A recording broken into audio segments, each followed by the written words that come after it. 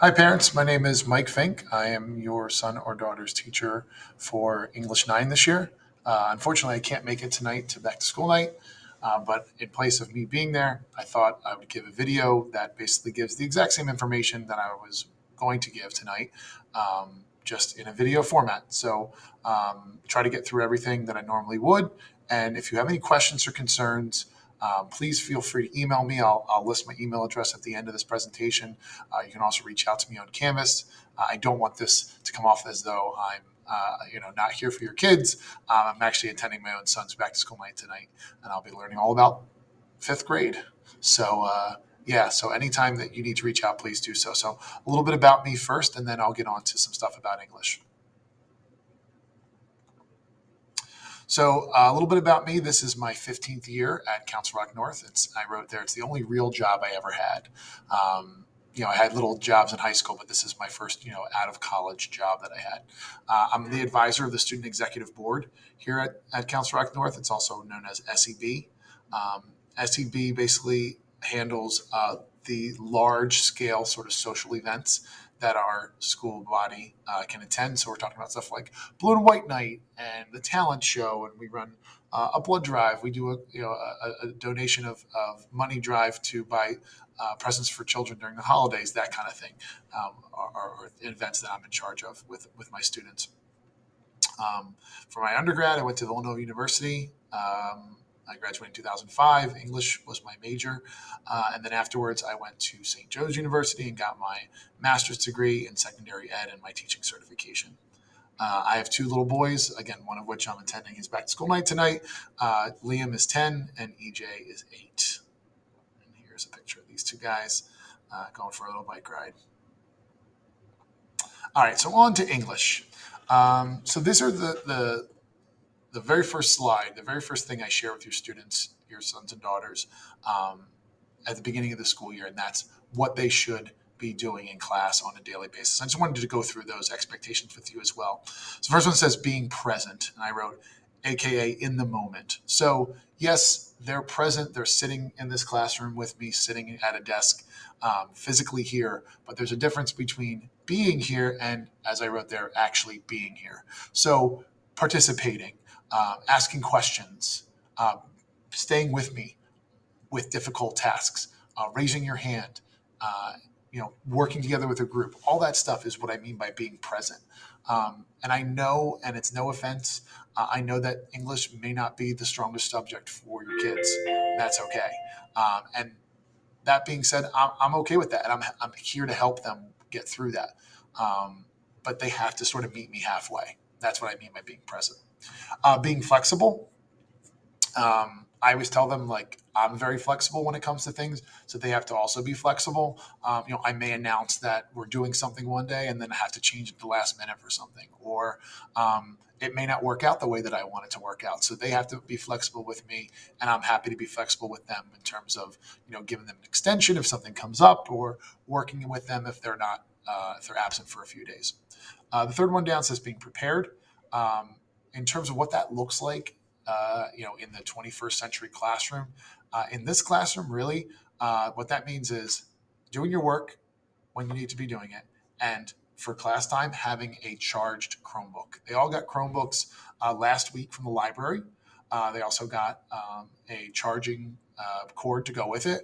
And every night, I've been trying to kind of hammer this home, have them get into the habit of charging their Chromebook. I said, you guys are charging your cell phones, so charge your Chromebook too. And that just helps so that I don't have to then move seats, and we're running, extension cords to have people be able to work in class. Because again, primarily we're on Canvas on the Chromebooks pretty much every day in here.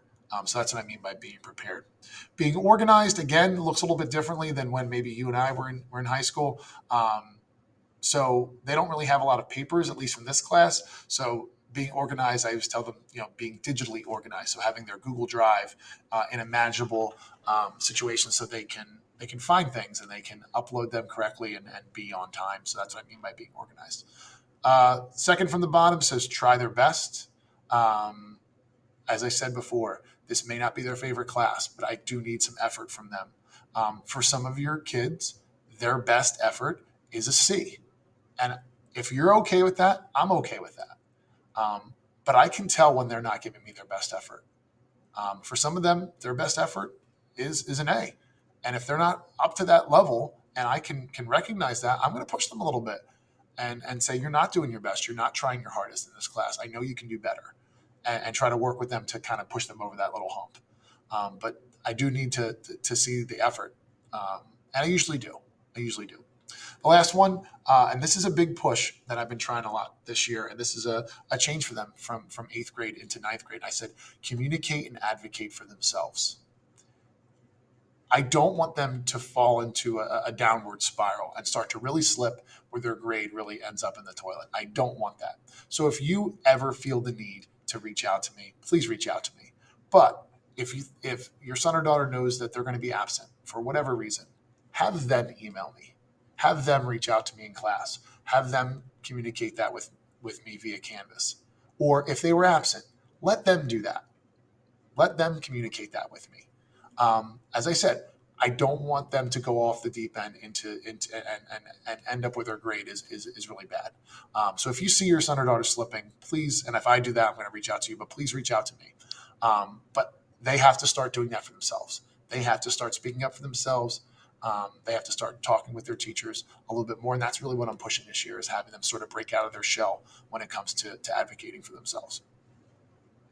All right, let's get to the actual literature of what we're actually reading. So you'll see there's 4 different texts that I have listed there.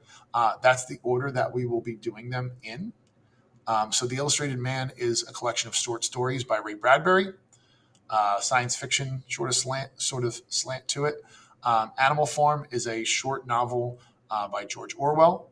To Kill a Mockingbird is a longer novel, probably the longest novel that they'll read, maybe in freshman and sophomore year, by Harper Lee. And then at the very end of the year, we'll do the play Romeo and Juliet by William Shakespeare. So as you can see, in that order, we're going from short stories to a short novel. I think Animal Farm might be like 95, 96 pages. To Kill a Mockingbird is close to 300 pages. And then the Shakespeare we'll be doing in class, but it's difficult. So we're going from easy to difficult as the year goes on, and trying to gain that stamina, that reading stamina, and really get them, into the habit of reading on their own, having some class time in during the class period to read, but ultimately like taking some time at home to read as well. And the only one would be the Romeo and Juliet that we'll be reading entirely in class.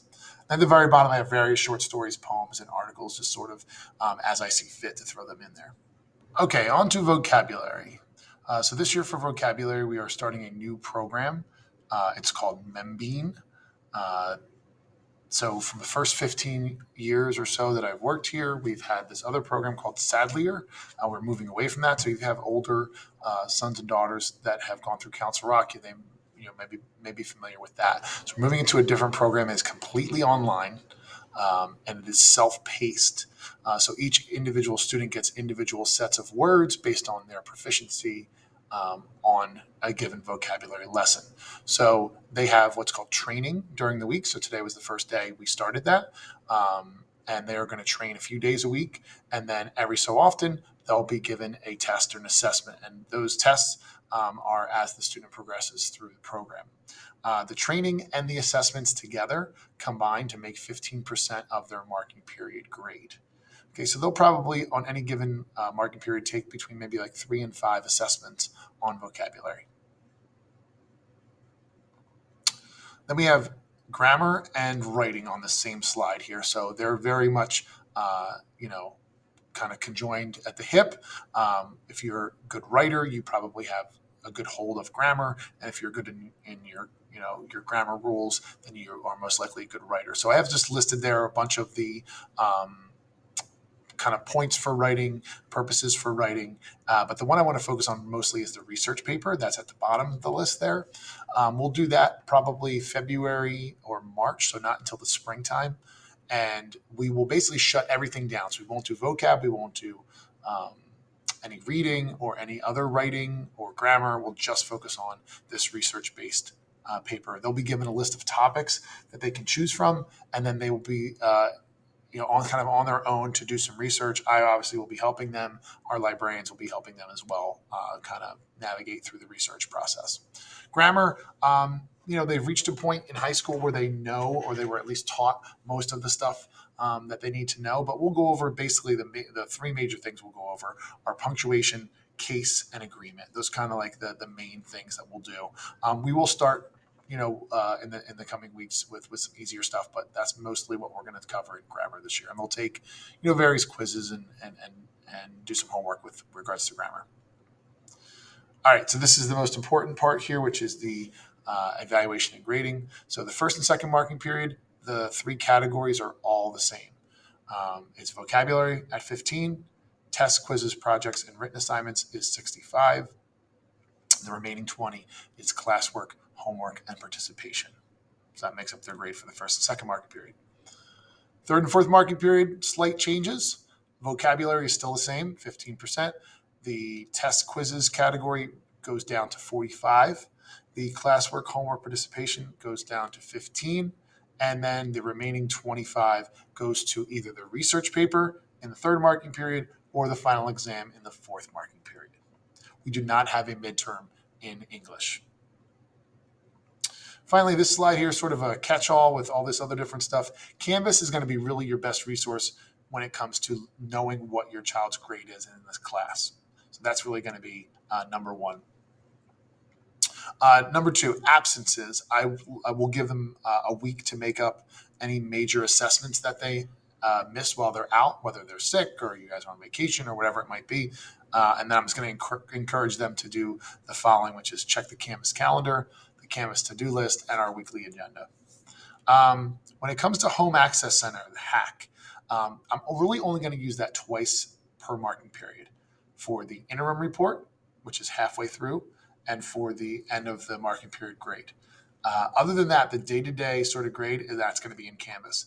And as for assessment return, I need to wait to give tests and quizzes back until everyone in the class has taken it, and we've gone over it as a class. So that's what that's what when it comes to assessment return. Student handbooks. Every student got a student handbook on the first day of school. So just make sure that they're aware of the different policies that are in there and they're using it possibly for going over and listing their homework. And finally, the last two things there are just two dates I thought you might want to take a look at and be aware of. The first interim reports are October 3rd, and the first marking period end is November the 4th. The bottom here, it just says, I'm always available to help. I'm always, you can always reach me before or after school. Your students, can meet with me. If you need to reach out to me, please do so. Finally, if you have any questions, you can email me with any comments or concerns regarding your student. My email is listed there below. I'm sorry I could not be there tonight, but you can blame that kid right there. Well, I'll be learning all about fifth grade. So thank you for your time, and I look forward to hearing from you soon.